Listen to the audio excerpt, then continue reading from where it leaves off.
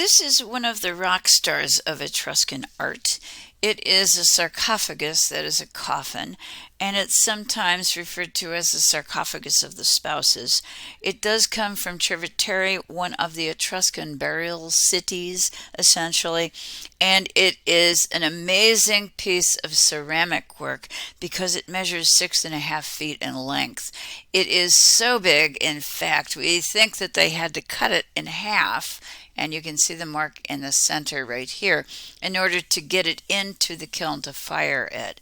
It helps us to see that the Etruscans were incredible in terms of making and producing ceramics. It also is a piece that has the two characteristics of a style that we expect of the Etruscans, and that is surface pattern and animation.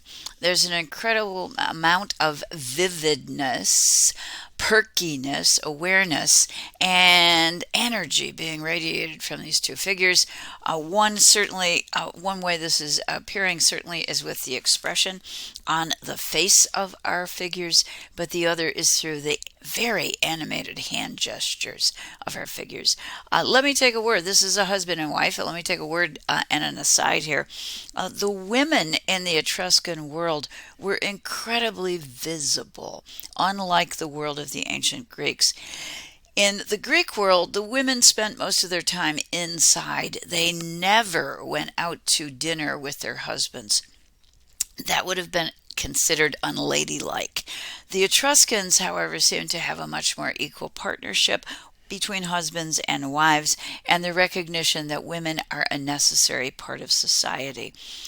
They, in fact, were capable of owning land, they could inherit, and they could also run businesses, things that were impossible in the Greek world, causing the Greeks to talk about those Etruscan women as kind of wanton, uncontrolled, uppity women who did not behave like ladies. This particular image does show that equal partnership, and in a very animated and loving way. These are some of the details. In particular, if you look at the back of our figures, it's pretty easy to pick up the surface pattern and the hair, both of the male figure and also the longer hair of the female.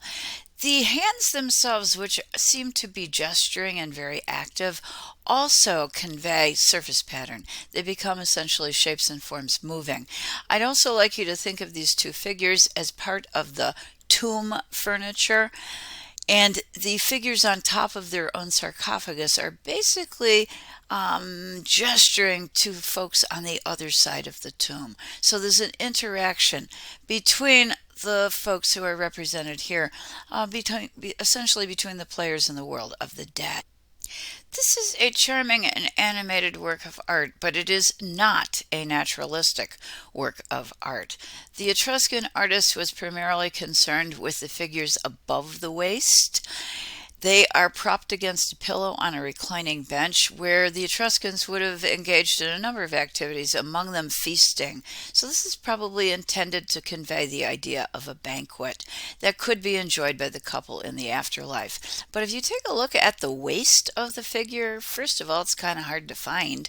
But let's say we go somewhere in here. What we're getting is a very dramatic, rapid 90-degree angle shift as the figure begins to taper down almost to nothingness at the feet, becoming, a body form that almost resembles a mermaid. So the artist is only really concerned with the animated faces and the hands, the upper portion of our figures. And even those are somewhat generalized and drawn probably from influences that come from the world of archaic Greece. We have about 30,000 vessels that survived from the Greeks, and the majority of them were safely located in Etruscan tombs, which is why we have the number of Greek vessels in pretty good shape that we do have. And this would be one sample of that. It's also a way in which the Etruscans would be able to draw from Greek stories, and of course the story that we saw with Ajax and Achilles does come directly from Homer. So the Etruscans are able to absorb Greek mythology and also Greek stories from Homer. If you take a look at the face, the profile view, right here of the face of Ajax, and then we go down here to the male figure, I think you're going to be able to see that it's very similar. We have a very linear quality of an outlined, very angular beard. The eye appears almost as if, when we look from the side, as if it is a frontal rendering.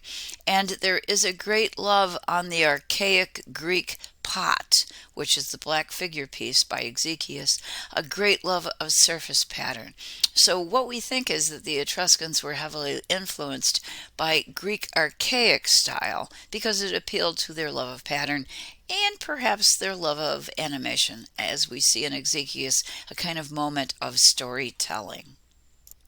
There are several different ways to interpret this sarcophagus, as you'll find from viewing the Smart History video that we have as a part of our course content. I'm going to give you one of them and let you decide how you wish to interpret it.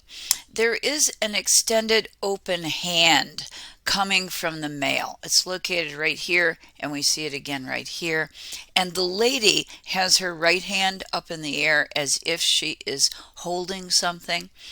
One interpretation is that the lady was holding a perfume jug, a little small vessel that contained perfume. This is my hand in the lower left portion of the slide, and I am holding an Etruscan perfume jug. So you can get an idea of how big it would look and what it would actually look like. We think that this is a reference to the lady lovingly kind of anointing her husband with perfume. And there's an indication here of love, concern, and also intimacy that would be required for reproduction. The two figures do recline on a couch-like, bed-like bench, and it is possibly a reference to the couple as procreators for their offspring, for the future line of the Etruscan family. Let me just show you another sample to make that a little more certain. Okay, the image on our right is Etruscan. It's not quite as famous as the piece that we have in our book, but it is a pretty good Etruscan sarcophagus. It again does depict a husband and wife, and what you see the wife doing is pouring a little perfume on the hand of her husband. And we do suspect that that might have been a part of lovemaking, through which we could produce children and continue the family line. These tomb pieces then might indeed reference the lineage of the Etruscan family and the rights of the family to continue and maintain the position in society of their ancestors. I have in the upper left just a reminder that the ancient Egyptians did something similar. This is the young King Tut with his young wife, and she's holding a vessel in her hand right here, and she is in the process of anointing her husband with a moisturizer, with oil, in a very loving way, indicating a tie between them, a connection and an association that would in fact be a part of marriage.